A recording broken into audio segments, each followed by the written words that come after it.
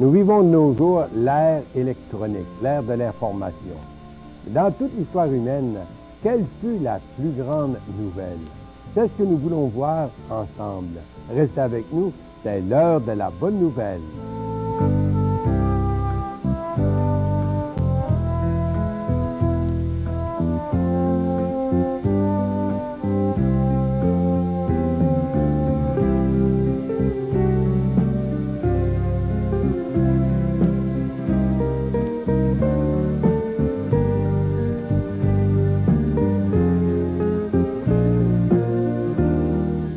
Bonjour et bienvenue à l'heure de la bonne nouvelle. Encore une fois, aujourd'hui, il nous fait plaisir de vous accueillir.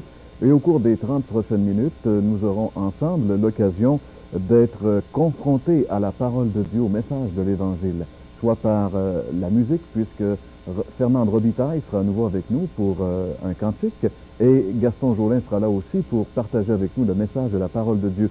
Mais au départ, j'aimerais vous rappeler que nous avons encore une fois l'occasion de vous offrir de la littérature tout à fait gratuitement à l'émission L'heure de la bonne nouvelle. Nous avons le Nouveau Testament Bonne Nouvelle d'aujourd'hui. C'est un exemplaire du Nouveau Testament qui est en français courant, très facile à lire. On sait qu'il y a beaucoup de personnes qui n'aiment pas tellement lire, qui trouvent ça un peu fatigant. Eh bien, avec cet exemplaire-là, vous aurez l'occasion d'être confronté quand même à une littérature facile. Et vous savez que Jésus a dit « L'homme ne vivra pas de pain seulement, mais de toute parole qui sort de la bouche de Dieu ». Donc c'est très important pour nous que de consulter la parole de Dieu pour toutes nos décisions, mais aussi pour la question cruciale. Où allons-nous aller à l'heure de notre mort? Et ce livre-là répond avec certitude à cette question. Également, j'aimerais vous rappeler que pour faciliter justement la méditation de la parole de Dieu, nous avons, en collaboration avec Messager chrétien, encore une fois cette année, l'opportunité de vous offrir la Bonne Semence, le calendrier Bonne Semence, qui est une méditation quotidienne de la parole de Dieu. À chaque jour, vous avez, en plus d'avoir un calendrier, vous avez un verset biblique ou deux ou trois, une petite portion des Écritures, agrémentée d'une courte méditation qui vous aide à bien comprendre la portion des Écritures pour aujourd'hui. Cette année, nous y ajoutons un petit livret de Luis Palau, un évangéliste sud-américain, qui s'appelle « Qu'est-ce qu'un vrai chrétien ?» Monsieur Palau démystifie plusieurs mythes dans ce livre-là et en plus, bien sûr, de nous démontrer vraiment ce qu'est être un vrai chrétien. Donc, toute cette littérature, c'est à vous gratuitement. Tout ce que vous aurez à faire pour obtenir ces livres-là, c'est de nous écrire et à la fin de l'émission, nous vous donnerons l'adresse où vous pouvez communiquer avec nous. J'aimerais vous rappeler aussi que si vous avez des questions d'ordre spirituel, vous avez des interrogations, des choses que vous avez de la difficulté à comprendre, eh bien, nous avons, à l'heure de la bonne nouvelle, toute une équipe de conseillers spirituels qui se feront un plaisir de répondre à vos questions, ou devrais-je dire, de laisser la Bible répondre à vos interrogations. Eh bien, bonjour Gaston. Bonjour Jean-Pierre. Aujourd'hui, tu vas nous entretenir, bien sûr, du message de l'Évangile, mais quel est le thème de ton message? Bien, le thème, c'est la bonne nouvelle. En fait, avec le Nouveau Testament que tu as offert, là, bien, c'est la bonne nouvelle aujourd'hui. Bien, en fait, bonne nouvelle, c'est le message de l'Évangile, c'est le cœur même de l'Évangile. Justement, Gaston, l'émission s'appelle L'heure de la bonne nouvelle. Ça fait déjà 32 ans que l'émission L'heure de la bonne nouvelle présente année après année ce message. Est-ce que tu pourrais justement profiter de l'occasion aujourd'hui pour faire un peu une mise au point sur le but ultime de ces émissions L'heure de la bonne nouvelle? Bien, c'est sûr qu'avec chaque émission, on veut présenter, c'est pas seulement une mise au point, mais on veut présenter un message, le message de la parole. Et puis, chaque émission, c'est toujours un message de bonne nouvelle. Parce qu'à chaque fois qu'on ouvre la parole, bon, on est confronté avec ce message de bonne nouvelle. De nos jours, je crains que nous soyons devenus des habitués d'entendre des nouvelles tristes, des nouvelles décevantes, des nouvelles révoltantes même. Nos hebdos et nos quotidiens sont remplis de violence à tous les niveaux de notre société. Les bulletins de nouvelles télévisées sont remplis d'images qui nous donnent des frissons et accentuent nos inquiétudes face à l'avenir et ce qui nous attend. On se pose très souvent la question à savoir, mais qu'est-ce que l'avenir nous réserve? Il semble que l'horizon se fait de plus en plus sombre. Alors j'ai donc cru bon de souligner certains faits de bonnes nouvelles cités dans l'Évangile. On doit d'abord se rappeler que Évangile, ça veut dire bonne nouvelle. Je veux commencer par vous rappeler cette intervention angélique lors de la naissance de Jésus. C'est tout au début du Nouveau Testament. Et bien sûr qu'il n'avait pas les médias dans ce temps-là, comme nous avons aujourd'hui. Mais Dieu n'est pas à court de moyens pour faire connaître la bonne nouvelle, sa bonne nouvelle. Puis j'aimerais vous inviter à une portion d'écriture qu'on retrouve dans l'Évangile de Luc, le chapitre 2 et le verset 8. Et là, nous allons lire ensemble Luc chapitre 2 et le verset 8 et 9. Il y avait dans cette contrée des bergers qui passaient dans les champs, les veilles de la nuit, pour garder leurs troupeaux. Et voici un ange du Seigneur leur apparut, et la gloire du Seigneur resplendit au milieu d'eux. Je dois vous dire quand même que c'était plus que la télé en couleur. Et le verset 10 continue en disant, « L'ange leur dit, ne craignez pas, car je vous annonce une bonne nouvelle qui sera pour tout le peuple le sujet d'une grande joie. C'est qu'aujourd'hui, il vous est né un sauveur qui est le Christ, le Seigneur. » Cette intervention fut suivie par une multitude de l'armée céleste qui louait Dieu, disant « Gloire à Dieu dans les lieux très hauts et paix sur la terre parmi les hommes qui l'agréent. » Si pareille chose se produisait de nos jours, on parlerait sans doute de la vision des anges comme la nouvelle, plutôt que du message de bonne nouvelle transmis par les anges. Oui, le Sauveur est né et le salut est maintenant disponible pour tous les hommes. Est-ce que ce message, Gaston, a été reçu par tout le monde à l'époque comme un message de bonne nouvelle? C'est sûr que non. Ce message n'a pas été, malheureusement, il y avait dans le temps que le Seigneur est né, il y avait d'abord Hérode, il y avait les grands, les religieux qui étaient à Jérusalem. Et justement, c'est ce qu'on lit dans l'Évangile de Matthieu. On lit là que lorsqu'Hérode, le roi, a appris ce message, il fut troublé et toute Jérusalem fut troublée avec lui. La même chose se produit encore de nos jours pour certains gens. Lorsque nous leur parlons du salut merveilleux que Dieu offre gratuitement à tous les hommes, très souvent, on a comme réponse, on sait tout ça. On nous le dit à chaque semaine, et ainsi de suite. C'est un peu comme si on se fait dire, achalez-moi pas avec ça, ça fait longtemps que je sais tout ça. Mais peu importe ce que certains gens pensent, ça reste que le salut gratuit de Dieu offert dans tel que la parole nous le présente, c'est la plus grande et une merveilleuse bonne nouvelle. Le livre des Actes nous raconte comment le message de bonne nouvelle s'est propagé, commençant par le premier message présenté par l'apôtre Pierre. Et par suite du premier martyr de l'Église, les croyants se sont dispersés un peu partout, et partout où ils allaient, ils annonçaient la bonne nouvelle de l'Évangile. Et c'est le cas de Philippe, par exemple, qui descendit dans les villages de la Samarie pour y annoncer la bonne nouvelle. Plusieurs ont accepté son message et se sont convertis au Seigneur. Et c'est la grande joie au sein de ces villages.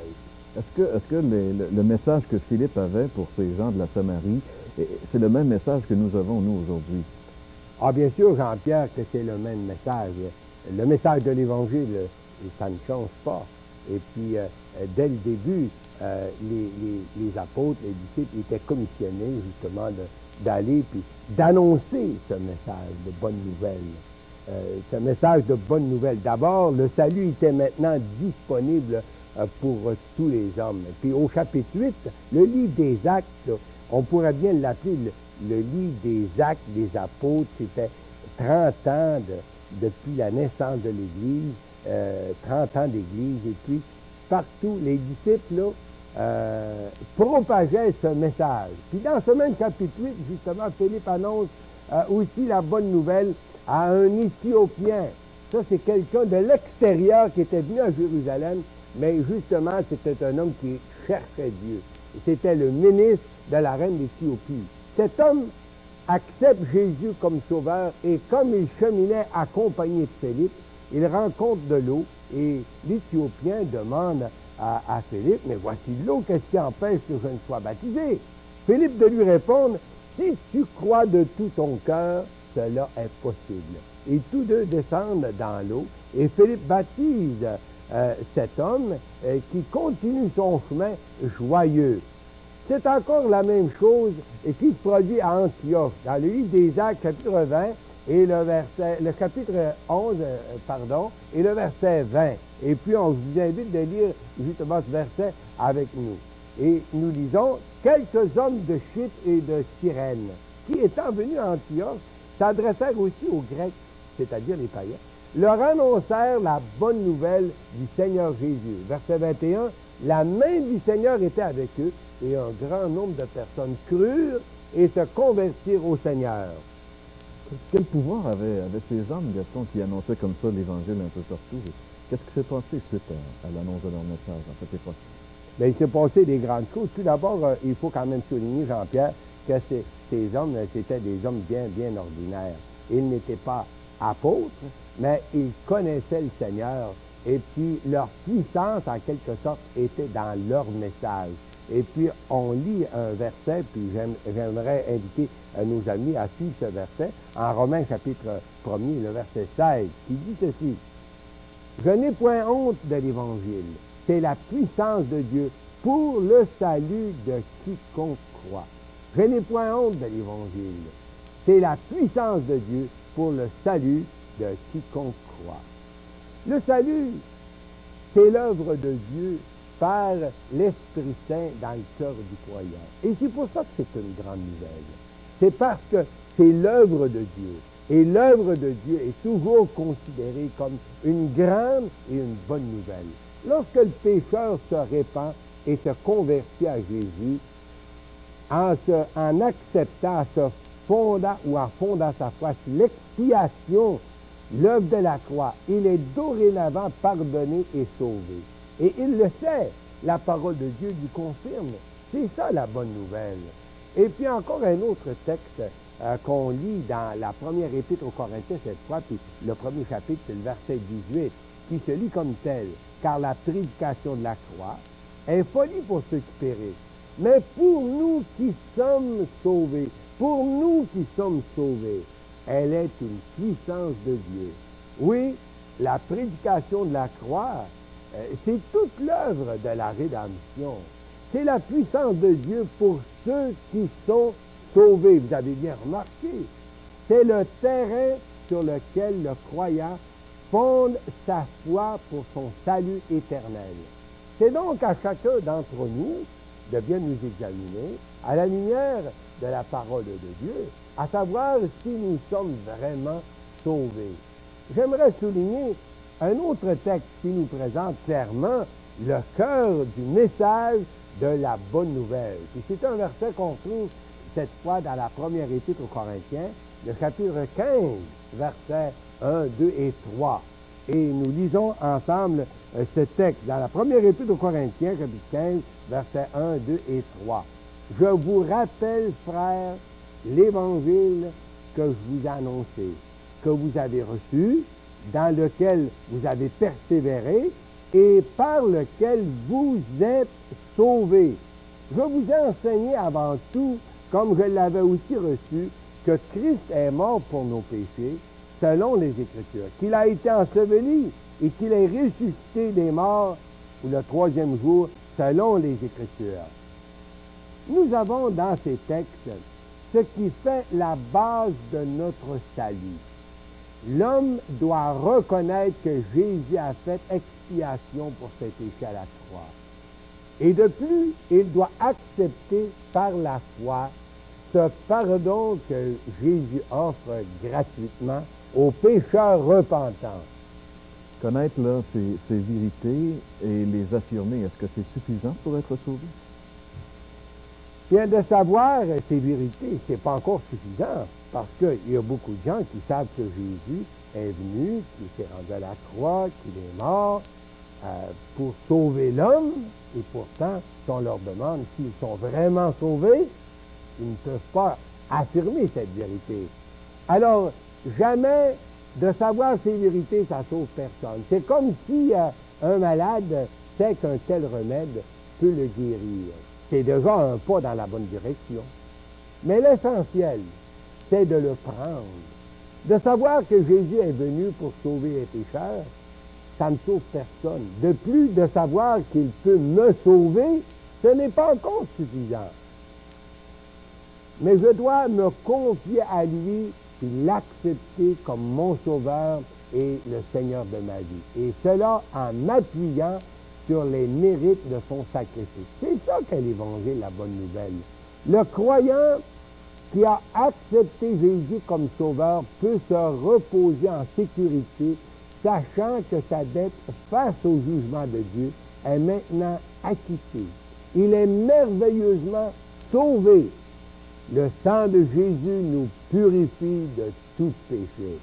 Que pensez, Gaston, des gens qui croient que ça, c'est pas suffisant, qu'il faut encore ajouter nos bonnes œuvres à l'œuvre de Jésus pour être sauvé? Oui, malheureusement, c'est vrai qu'il y a beaucoup de gens qui croient qu'il faut faire notre part. On dit, bien sûr, Jésus, il a donné sa vie à la croix, il s'est sacrifié pour nous, mais il faut bien faire notre part. Si l'homme, par ses bonnes œuvres, pourrait atteindre le salut, bien l'œuvre de la rédemption serait vaine et sans valeur. Non, les bonnes œuvres ne peuvent jamais garantir le salut. Et tout un verset bien connu qu'on cite assez souvent, que j'aimerais vous rappeler, qui dit ceci dans l'Épître aux Éphésiens, vous pourriez le lire chez vous, là, Éphésiens 2:8, qui dit « C'est par grâce que vous êtes sauvés, par le moyen de la foi. Cela ne vient pas de vous. Ce n'est point par les œuvres, afin que personne ne se glorifie. C'est par grâce qu'on est sauvé, par le moyen de la foi. Cela ne vient pas de vous. C'est le don de Dieu. » Alors, chers amis, et pour revenir à notre portion dans le livre des Actes, le chapitre 11 et le verset 20, on peut encore se rappeler justement qu'est-ce qui s'est passé à Antioche lorsque la bonne nouvelle de l'Évangile a été annoncée, parce que c'est bien qu'on puisse se référer et voir qu'est-ce qui s'est produit une fois que cette bonne nouvelle a été enseignée par les apôtres puis ses premiers disciples. D'abord, on lit un grand nombre de personnes, de ceux qui entendirent la bonne nouvelle du Seigneur Jésus, crurent et se convertirent au Seigneur.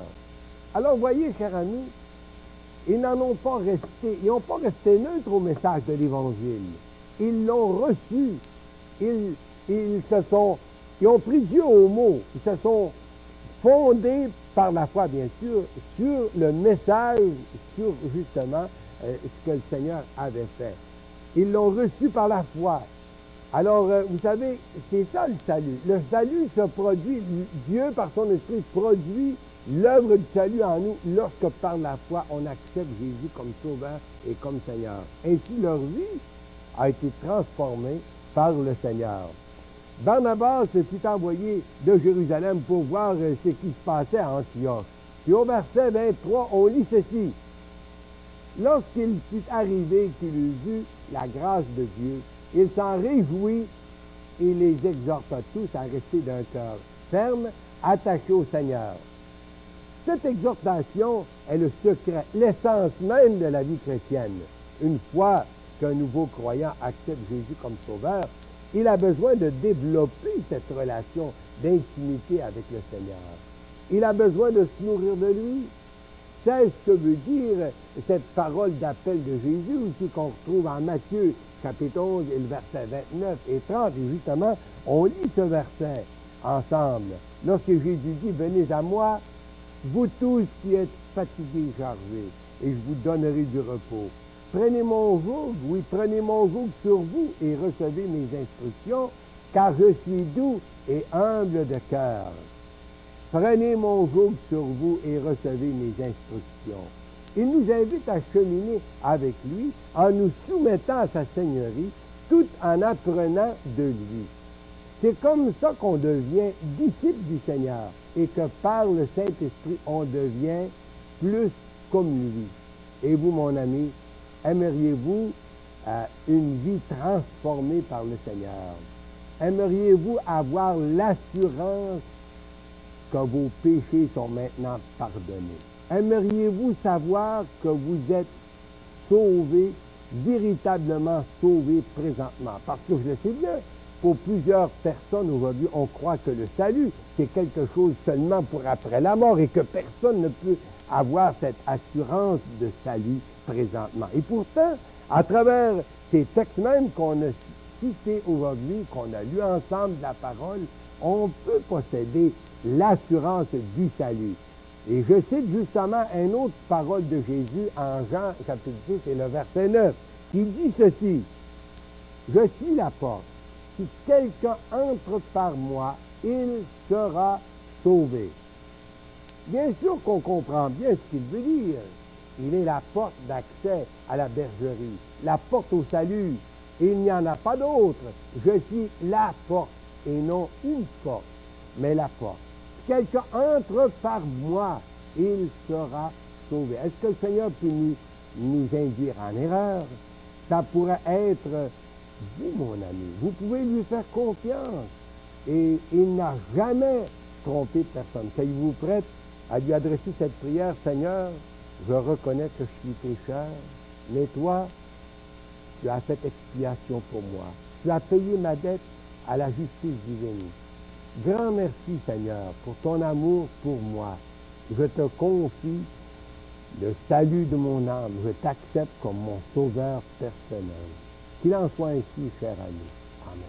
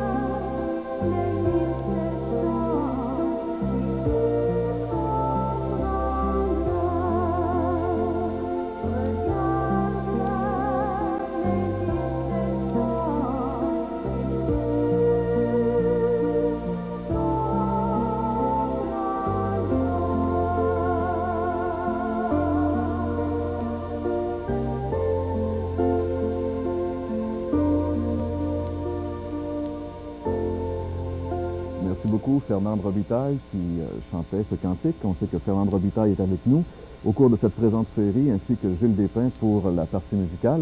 Merci beaucoup Gaston également pour ce message de l'Évangile, ce message qui nous a démontré comment l'Évangile a complètement transformé l'époque du Nouveau Testament, l'époque de l'Église primitive. Et ce même message peut aussi transformer la vie de tous ceux qui veulent se confier au Seigneur Jésus-Christ. Peut-être qu'en écoutant Gaston aujourd'hui, vous avez découvert que la parole de Dieu, elle est actuelle, qu'elle est puissante, qu'elle peut trancher bien des choses, et vous aimeriez être en contact avec cette parole. Eh bien, nous vous offrons gratuitement le Nouveau Testament. C'est la bonne nouvelle aujourd'hui, un Nouveau Testament en français courant. C'est offert en collaboration avec la Société canadienne de la Bible, Société biblique canadienne. Également en collaboration avec le Messager chrétien, nous vous offrons le calendrier Bonne Semence. Ce recueil de méditation quotidienne vous permet d'être en contact 365 jours par année avec la parole de Dieu en vous offrant pour chaque jour quelques textes des Écritures ainsi qu'une courte méditation qui vous aide à comprendre et à méditer les textes de l'Écriture que vous venez de lire. Également cette année, nous avons le grand plaisir de vous offrir ce petit livret de l'évangéliste sud-américain Luis Palau qui s'appelle « Qu'est-ce qu'un vrai chrétien ?» Vous savez, l'important, c'est pas d'être chrétien, c'est d'être un vrai chrétien. Parce qu'un faux chrétien, ça vaut pas cher. Si vous voulez avoir la certitude que vous êtes vraiment chrétien, que vous connaissez le Seigneur comme votre sauveur personnel, que vous l'avez reçu, ce livre-là vous aidera énormément à mettre de côté un tas de mythes et à vérifier si vraiment vous êtes chrétien. Vous savez, l'apôtre Paul dit qu'il faut s'examiner, à savoir si vraiment on est dans la foi. Paul disait aux Corinthiens, examinez-vous vous-même, à savoir si vous êtes vraiment dans la foi. Alors, est-ce que vous êtes vraiment de ceux qui sont capables de s'examiner, d'examiner à la lumière des Écritures pour voir si vraiment vous êtes chrétien? Et si vous êtes trouvé non-croyant, eh bien, mes amis, Christ est prêt à entrer dans votre vie aujourd'hui et à transformer votre vie. C'est ça, être chrétien.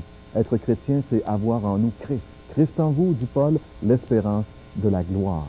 Avez-vous cette espérance? Êtes-vous certain que le jour où vous allez mourir, vous allez entrer dans la gloire de Dieu?